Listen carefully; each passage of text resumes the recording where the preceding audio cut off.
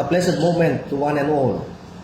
Our gospel for today does not only talk about improving our talents, but more so of ourselves, to enhance them and make them better for others and those who depend on us, especially in our being as uniformed personnel, as we carry out our duty and responsibilities.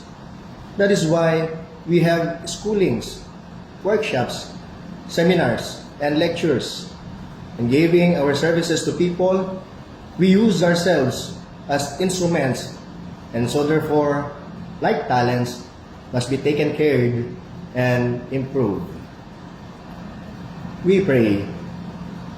Amang bukal ng aming buhay, mga talento at talino, pinupuri ka namin bilang pasalamat sa iyong mga biyaya. Naway, sa kapamakan kami laging iadya at mga sarili alagaan para sa kawang gawa sa kapwa. Amen.